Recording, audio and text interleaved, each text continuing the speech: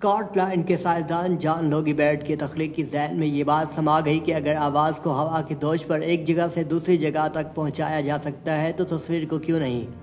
مسلسل ذہنی کاوشوں اور تجربات کے بعد بالآخر جان لوگی بیرڈ کامیاب ٹھہرے اور انہوں نے ٹیلی ویژن کی ایجاد کر کے دنیا کو ورطہ حیرت میں ڈال دیا۔ 26 جنوری 1926 کو وہ ٹیلی ویژن کے موجد قرار پائے، جس کے بعد دیگر سائنسدانوں نے ان کی ایجاد میں اصلاحات کی۔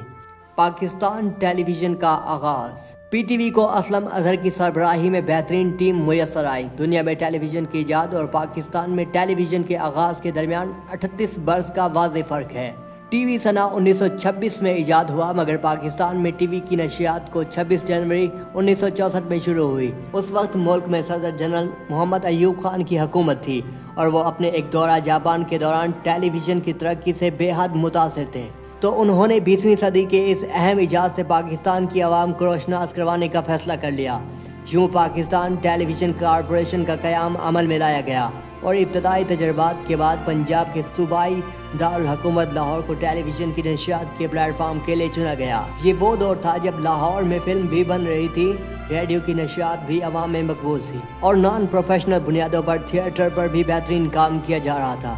اگرچہ ٹیلی ویژن ایک مختلف تکنیک کا حامل میڈیم تھا، مگر سکرین کو سجانے کے لیے یہاں اداکاروں، صداکاروں، گلوکاروں، موسیقاروں، ہدایت کاروں اور تکنیک کاروں کی بڑی کھیپ تیار تھی۔ آغاز میں پی ٹی وی کی لانچنگ کا مقصد صوبوں کے عوام کا باہمی رابطہ اور روابط اور پہچان تھا۔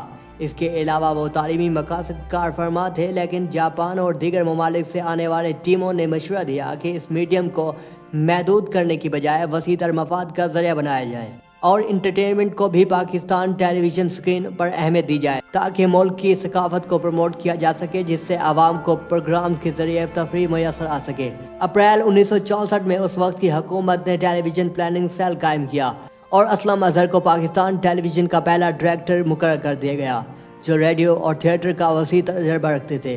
لیکن ایک مسئلہ یہ بھی تھا، وہ ٹی وی میڈیم سے ناآشنا تھے۔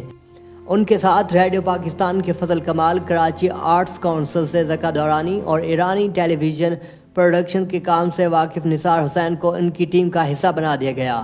1964 میں ملک کے پہلے ٹی وی سینٹر کے افتتاح کے چند ہی ماہ بعد اسلم اظہر کی ٹیم سرکاری ٹی وی متعارف کروانے میں کامیاب رہی۔ اگرچہ پی ٹی وی کو بے سر و سامانی تجربے اور سہولتوں کے فقدان کا سامنا رہا، مگر وقت کے ساتھ ساتھ کام میں پیشہ ورانہ مہارت میں بہتری آتی رہی۔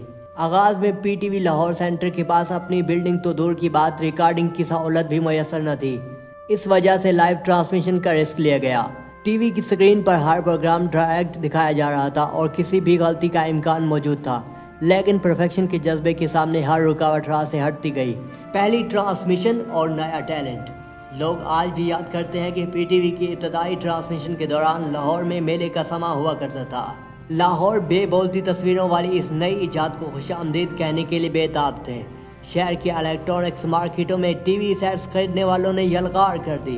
گھروں کی چھتوں پر انٹینے نصب کیے گئے۔ لاتعداد لوگ ایسے تھے جو ٹی وی خریدنے کی استطاعت نہیں رکھتے تھے۔ انہوں نے رشتہ داروں اور محلے داروں کے ہاں جا کر اس نئی ایجاد سے مستفید ہونے کا قصد کیا۔ پاکستان ٹیلی ویژن کے پہلے اناؤنسر طارق عزیز سکرین پر ابھرے اور پی ٹی وی کے ناظرین کو اپنے منفرد انداز میں سلام پیش کیا۔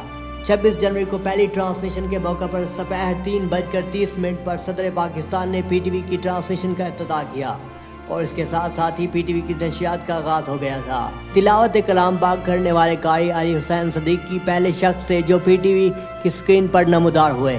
ان کے بعد ذکا دورانی نے پی ٹی وی کے حوالے سے معلوماتی تقریر کی، جس کے بعد پاکستان ٹیلی ویژن کے پہلے اناؤنسر طارق عزیز سکرین پر ابھرے اور پی ٹی وی کے ناظرین کو اپنے منفرد انداز میں سلام پیش کیا۔ پہلے ہی کئی پروگرام پیش کر دیے گئے تھے۔ محدود دورانیے کی ٹرانسمیشن میں بچوں کے پروگرامز، پتلی تماشا کے علاوہ لوک موسیقی پروگرام پیش کیا گیا، جس میں سائیں اختر اور طفیل نیازی نے اپنے فن کا مظاہرہ کیا۔ کوئز پروگرام بوجھو تو جانے پیش کیا گیا، جس کے میزبان اشفاق احمد تھے۔ طارق عزیز کے علاوہ طفیل نیازی، سائیں اختر اور اشفاق احمد بھی پی ٹی وی کی ابتدا سے اس کے ساتھ منسلک رہے، لیکن اصل کام تو اب شروع ہوا تھا، کیونکہ پی ٹی وی کی سکرین کو مسلسل 24 گھنٹے زندہ رکھنا اور معیاری پروگرام سے مزین کرنا ایک مشکل مرحلہ تھا۔ پی ٹی وی کی خوش قسمتی یہ تھی کہ اسے شروع میں ہی مخلص اور ٹیلنٹڈ لوگ نصیب ہوئے، جنہوں نے یہ ثابت کیا کہ وہ مشکل ترین ٹاسک کو بھی اپنے ہنر اور ارادوں سے حاصل کر سکتے ہیں۔ پی ٹی وی پٹری پر چڑھ چکا تھا اور ملک کا بہترین ٹیلنٹ اس کی کامیابی کے لیے کوشاں تھا۔ کمال احمد رضوی کا الف نون جو پسندیدہ پروگرام بنا۔ آغاز کے چند ہفتوں کے بعد ہی کمال احمد رضوی کا طنز و مزاح سے بھرپور پروگرام الف نون عوامی مقبولیت حاصل کرنے میں کامیاب رہا۔ اس پروگرام کی مقبولیت کا یہ عالم تھا کہ الیکٹرانکس مارکیٹ میں ٹی وی سیٹس کی خریداری میں خاطر خواہ اضافہ ہوا۔ لاہور ٹیلی ویژن نے کامیابی کی تاریخ رقم کر دی تھی۔ پی ٹی وی کا آغاز زبردست انداز سے ہوا اور اس نے بہت جلد ہی ناظرین کی بڑی تعداد کو اپنی جانب کھینچ لیا۔ نجی چینلز کے سامنے آنے والے پی ٹی وی کی جانب سے تمام شعبوں میں معیاری کام پیش کیا جاتا تھا۔ ہمارے پاس ممتاز مصنفین جیسا کہ حسینہ معین، فاطمہ ثریا، اشفاق احمد، منو بھائی، امجد اسلام امجد، راؤف خالد وغیرہ تھے اور باکمال پروڈیوسر جیسے کہ نثار حین، یاور حیات اور اداکار جیسے عابد علی، عظمیٰ گیلانی، مرینا خان، راحت کاظمی، عرفان کھوسٹ، محمد قوی خان اور متعدد تمام مراکز پر کام کر رہے تھے۔